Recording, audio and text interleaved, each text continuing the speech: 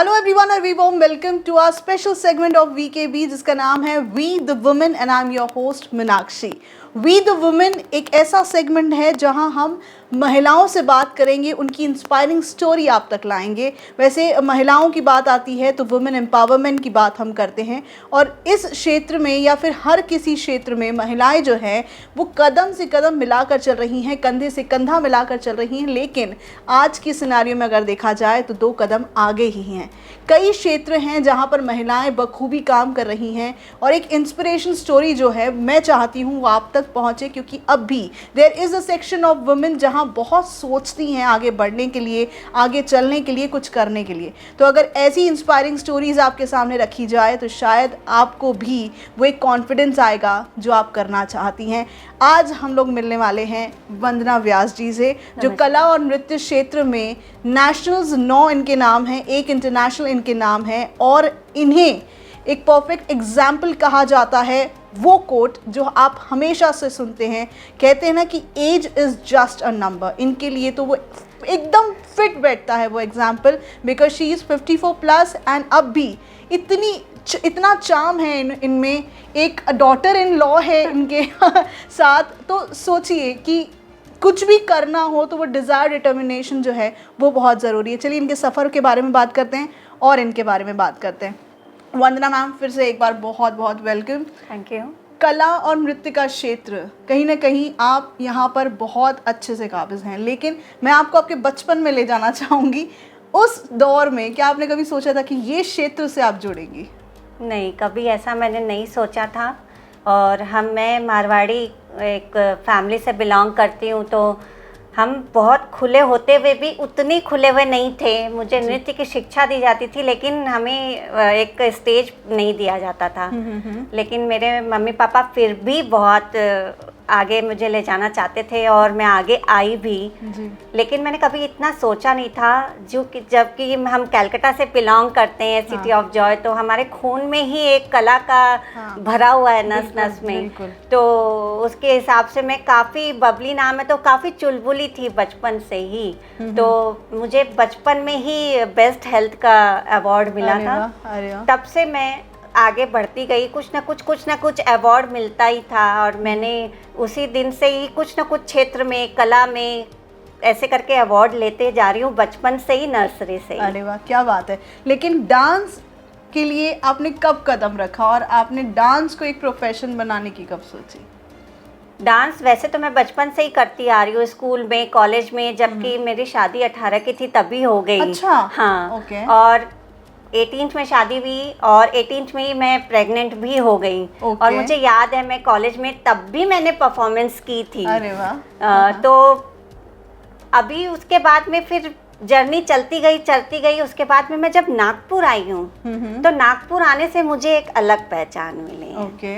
तो मेरा प्रोफेशन तो नहीं है लेकिन मैं ये कंपटीशन में जाती हूँ, मुझे उतना ही हला हुआ है कि मैं स्टेज पे परफॉर्म नहीं कर सकती हूँ, सिर्फ कंपटीशन में ही जा सकती हूँ। ओके, आप पार्टिसिपेट करती हूँ as a competitor, only competition में ही जा सकती हूँ। ऐसे स्टेज शो में नहीं कर सकती। मेरा प्रोफेशन नहीं है, मेरा पैशन है, एक पैशन है। और मेरे माता पिता, सास ससुर, मेरे बच्चे, हस्बैंड ने मुझे आज तक आगे बढ़ाया और मैं तभी आज यहाँ तक पहुँची। बहुत बड़ी बात है। जैसे कि आप मारवाड़ी फैमिली से बिलोंग करती हैं, सिर्फ मारवाड़ी रिलीजन ही नहीं, वो टाइम था जब आपकी मैरिज हुई, वो टाइम पे ये सारी चीज़ें बहुत रेस्ट्रिक्टेड हुआ करती थी।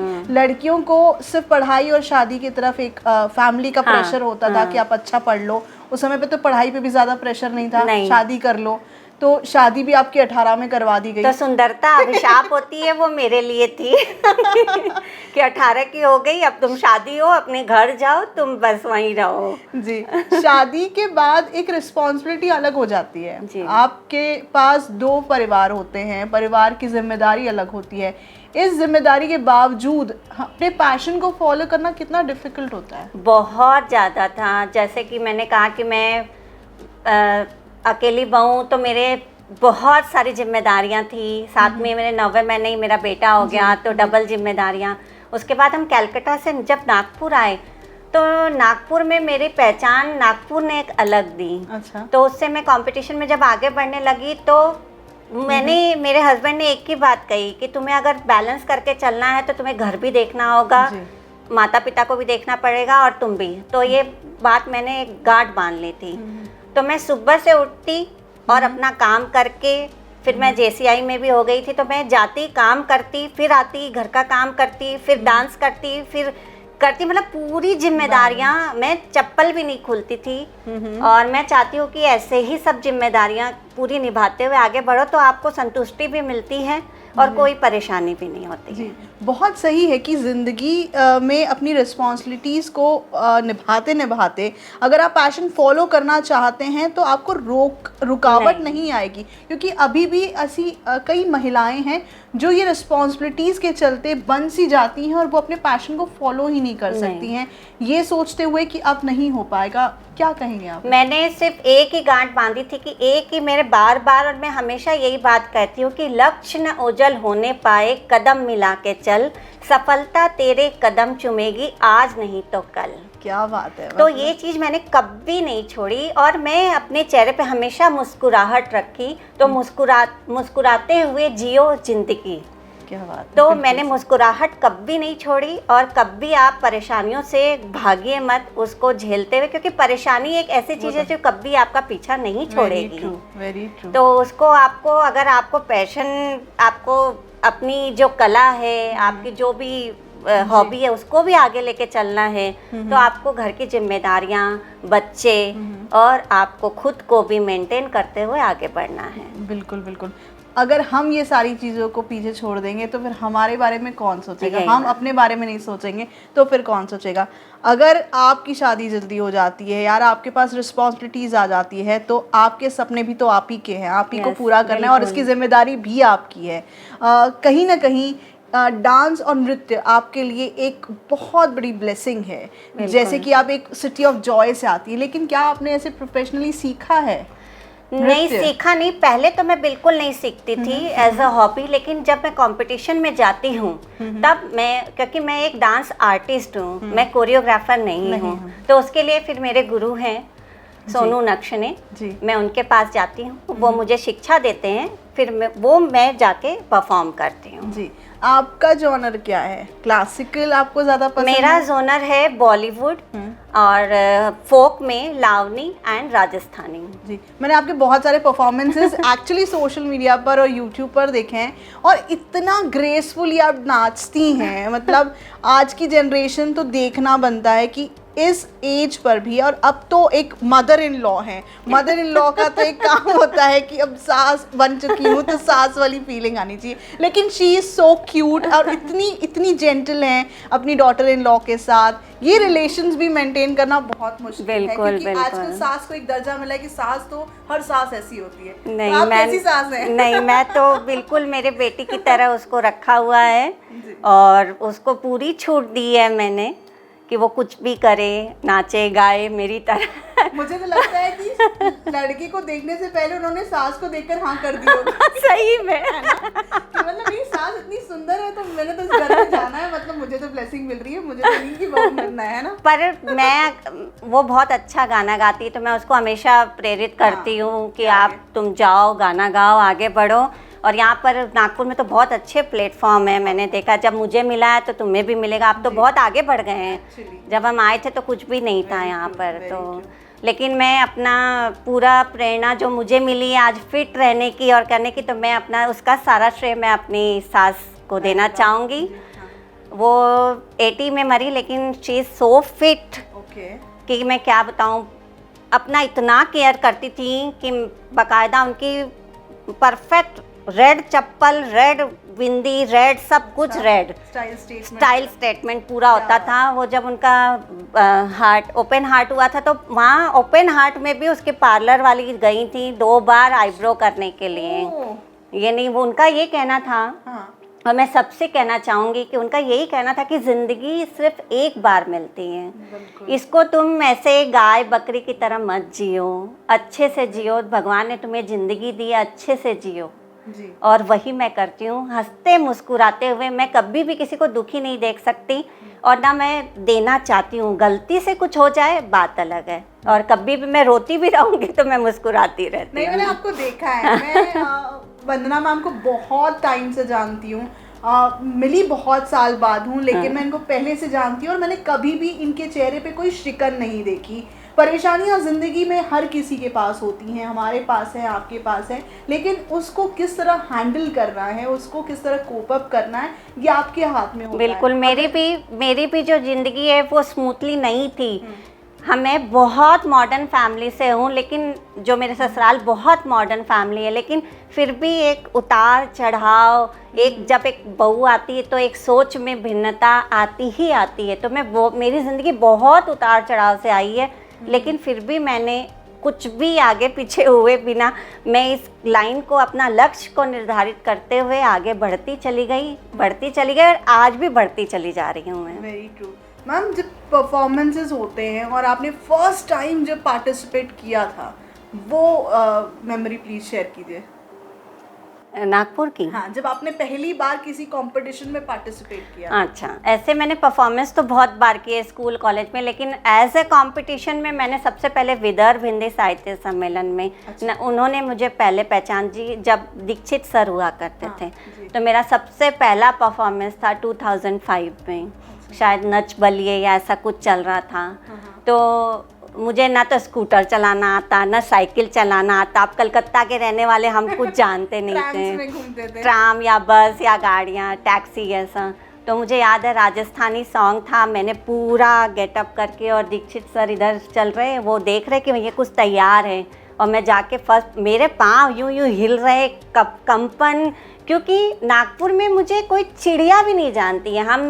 मैं और मेरे हस्बैंड आए थे, मुझे यहाँ कोई नहीं जानता है। अब उसमें एकदम अनजान जगह जाके आपको परफॉर्म करना पड़े, और तो घबराहट हो रही थी, लेकिन फिर भी मैं माता रानी को याद करते करते मैंने किया। परफॉर्मेंस बहुत अच्छा हुआ और फर्स्ट आई। उसके बाद हिम्मत बढ़ी, तो ऐसे करके मैं आगे बढ़ती चली गई। उसके बाद फिर मैं करीबन 2014 में क्वालिफाई किया था। 2015 में ZTV DID सुपर मॉम में गई थी। मैंने आपको देखा। हाँ, स्टूडियो राउंड तक गई थी। उसके आगे फिर मैं नहीं जा पाई। उसका भी बहुत अच्छा एक्सपीरियंस था मेरा। तो ऐसे करते करते मैंने सीढ़ियाँ पार की और काफ़ी अच्छा मेरा एक्सपीरियंस रहा। नेशनल अवार्ड्स तो आपने अपने नाम किए, लेकिन इंटरनेशनल लेवल पे परफॉर्म करना अपने आप में एक बहुत बड़ा उपलब्धि है, क्योंकि पार्टिसिपेट ही करना और एक अवार्ड भी लाना अपने आप में, वो मेमोरी कैसी थी?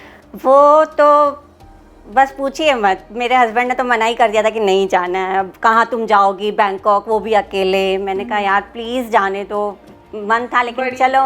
हाँ, फिर गई। फिर ये सोच के गई थी कि चलो हम चलते हैं, जो होगा देखा जाएगा, नहीं तो घूम आएंगे। चलो चलते हैं, देखते हैं क्या होता है। लेकिन माता रानी के आशीर्वाद से वहाँ मुझे जब फर्स्ट प्राइज़ अनाउंस हुआ तो मेरी तो खुशी का ठिकाना नहीं था कि चलो इतनी दूर आके एक फ़र्स्ट प्राइज़ लेके जा रहे हैं, तो बहुत बड़ी बात होती है।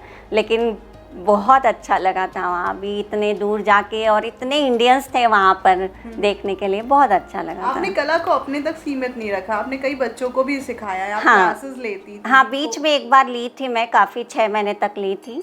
उसके बाद फिर कंटिन्यू नहीं की मैं। नहीं, बट करनी चाहिए आपको। काफ़ी लोग आते हैं, लेडीज़ भी आती हैं, अभी भी मुझसे पूछती हैं, लेकिन पता नहीं मेरी हिम्मत नहीं होती है थोड़ी सी। नहीं, आपने इस कला को इतना अलग मुकाम दिया है, और आप एक एज एन इतनी फिट मदर इन लॉ के तौर पर काम करती हैं, और उसके साथ इतने अच्छे क्षेत्र में, इतने अच्छे नेशनल, इतने सारे अवार्ड्स देकर मैं थोड़ी सी कॉन्शियस हो गई कि ये सारे अवार्ड्स आधे भी मेरे पास नहीं है। But it is an inspiration story, क्योंकि आजकल की जनरेशन बहुत जल्दी निराश हो जाती है। वंदना मैम, कहीं ना कहीं एक छोटा सा फेलियर भी उन्हें हर चीज़ से रोक देता है, क्या कहेंगी आप? बिल्कुल भी ऐसा नहीं सोचना चाहिए। जहाँ हार है वही जीत है। जब हार होगी तभी आपको एक प्रेरणा मिलेगी कि ये गलत हुआ है, फिर से आगे बढ़ते हैं। लेकिन आजकल के बच्चे सोचते हैं हार गए, अरे बस ख़त्म हो गए। ये चीज़ तो आपको खुद को हटानी पड़ेगी। उसके लिए आपको मेडिटेशन, एक्सरसाइज, मॉर्निंग वॉक करनी पड़ेगी। जब आप बाहर निकलोगे तभी आपके दिमाग भी विकसित होता है।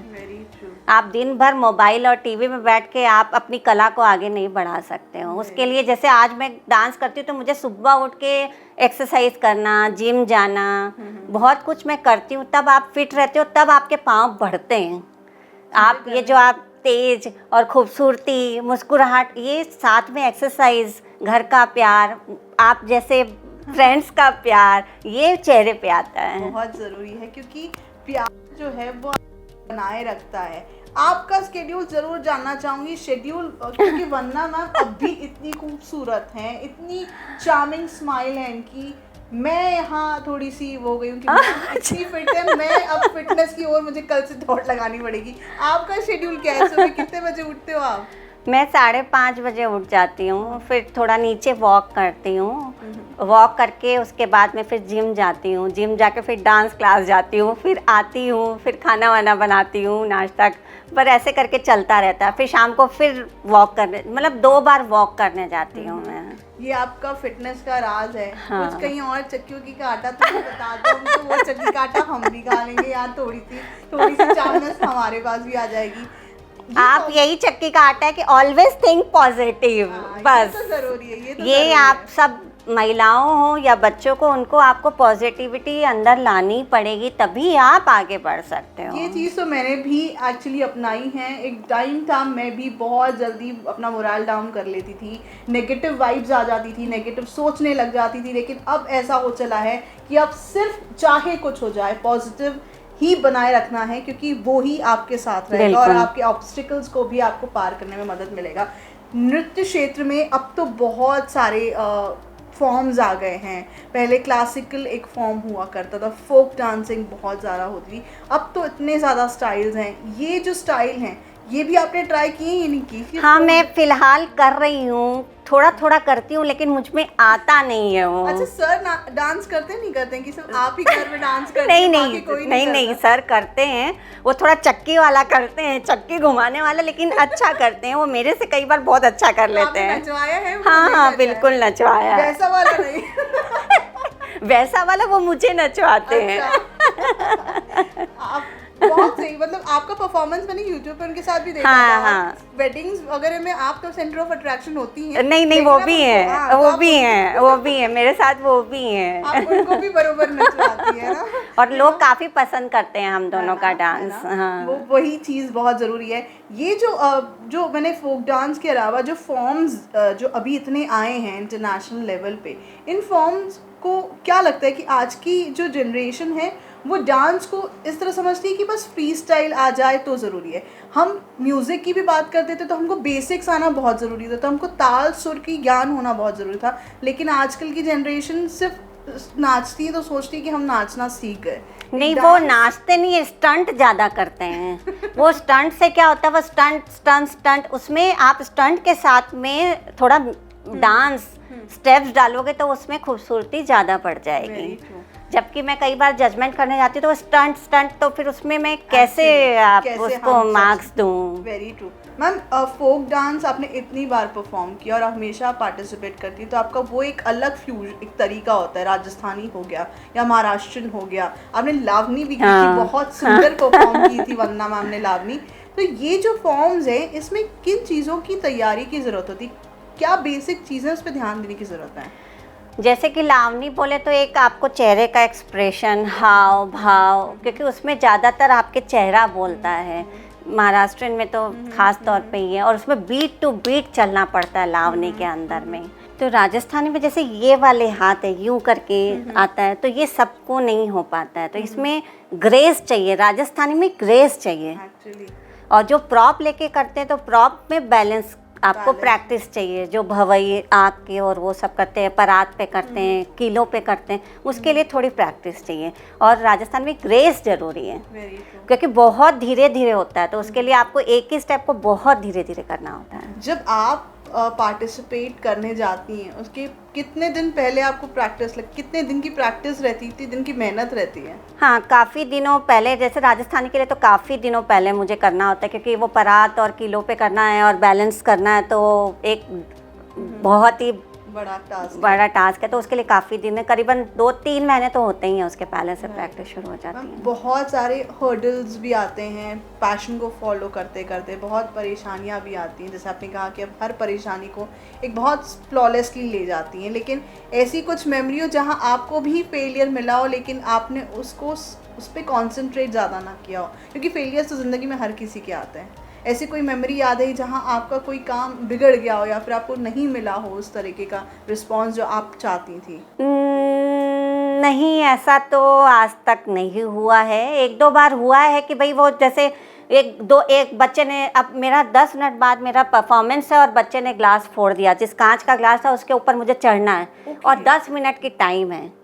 और फिर मैं एकदम घबरा गई, मेरे पसीने छूटने लग गए और एकदम फिर उन्होंने, जो कोऑर्डिनेटर है उन लोगों ने फिर कांच के, लेकिन वो मेरे को आदत उस पे चढ़ने की थी, कांच पे। अब दूसरा ला के दिए, अब उसमें क्या था, मैं उस पर चढ़ूँ, अब मेरे पास टाइम नहीं है चढ़ने के लिए भी, लेकिन फिर भी मैंने रिस्क लिया और चढ़ी, क्योंकि उसमें कांच अगर थोड़ा सा भी हल्का हुआ तो वो फूट भी सकता है ना कांच का ग्लास, और मेरे पूरे चुभ जाए वहीं पर ही। लेकिन फिर भी मैंने रिस्क लिया क्योंकि मेरे पास टाइम नहीं था और फिनाले था, तो मैंने चढ़ी, लेकिन अच्छा हुआ, परफॉर्म हुआ और आज तक माता रानी का आशीर्वाद बना हुआ है। कोई ऐसी मेमोरी याद है किसी कंपटीशन की जो हमेशा यादगार रही होगी, अभी भी आप बैठती हैं तो आप सोचती हैं कि वो मोमेंट तो हमेशा भूला नहीं जा सकता?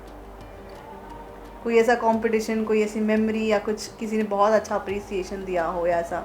हाँ, ये एक बार तो विदर्भ हिंदी साहित्य सम्मेलन में जब पहला मेरा परफॉर्मेंस हुआ था, वो कभी भी मैं नहीं भूल सकती हूँ। और एक मैं जब बैंकॉक गई थी तो वो मेरे लिए हमेशा याद रहेगा। बॉलीवुड पर्सन है या नहीं है आप? हूँ, थोड़ी तो हूँ। फेवरेट एक्टर कौन है आपके? फेवरेट पहले तो, अब यंग एज वाले तो बहुत हुआ करते थे। उसी जमाने के पूछूंगी, अब तो ठीक है, अब तो आजकल के स्टार जनरेशन। पहले तो संजय दत्त, जेकी श्रॉफ हुआ करते थे, उन्हीं के सपने आया करते थे। और फेवरेट एक्ट्रेस आपकी? हेमा मालिनी हुआ करती थी। रेखा जी जो हैं, और ये जो कई अदाकारा हैं पुरानी ज़माने की, जो उनकी कला और उनकी जो फोक डांस होते थे वो बेहतरीन होते थे। मैं as an artist, Vandana ma'am इतने अच्छे एक्सप्रेशन देती हैं, मैं चाहूँगी कि एटलीस्ट 1-2 लाइन में गाऊँ। बहुत बुरा गाती हूँ लेकिन मैं उनके एक्सप्रेशंस आपको दिखाना चाहूँगी। आप बैठे बैठे 1-2 एक्सप्रेशन आंखों के कर दीजिए तो मज़ा आ जाएगा। कोशिश करूँगी। आपका कोई फेवरेट गाना या फिर? रेखा जी का एक बहुत प्यारा गाना है जो मुझे बहुत पसंद है, इन आँखों की मस्ती में बहुत सारे दर्शक हैं जो पसंद है। मैं ये गाती हूँ, आप वो कैमरे की लेंस देकर आप वो एक्सप्रेशन दीजिए। I would love to see that live, बहुत मज़ा आएगा। शुरुआत करते हैं, बहुत बेकार गाती हूँ but please bear me for this. इन आँखों की मस्ती के मस्ताने हजारों है, इन आँखों की मस्ती के मस्ताने हजारों है। क्या बात है, मतलब सोचिए इतने से बैठे बैठे मैंने एक्सप्रेशन दिए हैं, तो ये लाइव परफॉर्मेंस कितना बेहतरीन होता होगा। मैम जाते जाते कहीं ना कहीं महिलाओं के लिए एक आपकी स्टोरी बहुत इंस्पायरिंग है, उन महिलाओं से आप क्या कहेंगी? ऑलवेज यही कहूँगी कि थिंक पॉजिटिव, मुस्कुराते रहिए, मस्त रहिए, हंसते रहिए और अपने आप को फिट रखिए, क्योंकि आप फिट हो तो आपकी फैमिली फिट है और सब कुछ फिट है। आप खुश हो तो आपका माहौल खुश रहेगा, तो इसलिए आप हंसते रहिए, मुस्कुराते रहिए और अपने लक्ष्य को हमेशा पूरा कीजिए। जो आपके दिल में है वो आप कभी भी छुपा के मत रखिए, उसको आगे बढ़ाइए और अपनी इच्छा को पूरी रखिए। वो चाहे किसी भी क्षेत्र में आपकी रुचि हो, चाहे कला हो, पेंटिंग हो, कविता हो, गायकी हो, कुछ भी हैंडीक्राफ्ट चीज़ें हो, लेकिन अपने दिल में मत छुपाइए, उसको आप आगे बढ़िए, आपको कोई नहीं रोकेगा। Thank you so much Vandana ma'am, आपको भी कोई नहीं रोकेगा यूँ खूबसूरत दिखने से और इतना अच्छा परफॉर्म करने से। मैं चाहूँगी आप यूँ ही परफॉर्म करते रहें और आपके जो ग्रैंड चिल्ड्रन आए उनके साथ भी आप परफॉर्म करते रहें और उनके लिए एक इंस्पिरेशन स्टोरी बन रही है। हमारे लिए ये एक इंस्पिरेशन है ही और आपके लिए भी बन सकती है, अगर आप थोड़ा सा कंसंट्रेशन और थोड़ा सा फोकस और थोड़ा सा डिटर्मिनेशन मिलाकर एक अच्छी रेसिपी तैयार करें तो आप भी अपने पैशन को फॉलो कर सकती हैं। मैं बस इतना कहूँगी कि age is just a number and do not allow age to dictate कि आप क्या चाहते हैं या आप क्या नहीं चाहते हैं। आप जो चाहते हैं वो आपके हाथ में होना चाहिए। ये जो संख्या है ये तो चलती रहेगी, हर साल हम बड़े होते जाएंगे, हम बुजुर्ग होते जाएंगे, लेकिन आपके पैशन को फॉलो करने के लिए सिर्फ आपका डिटर्मिनेशन की ज़रूरत है। सो आज बस इतना ही, फिर मिलेंगे किसी और इंस्पायरिंग स्टोरी के साथ, किसी और शख्सियत के साथ। दीजिएगा इजाज़त, देखते रहिए वीकेबी न्यूज़। नमस्कार। नमस्कार।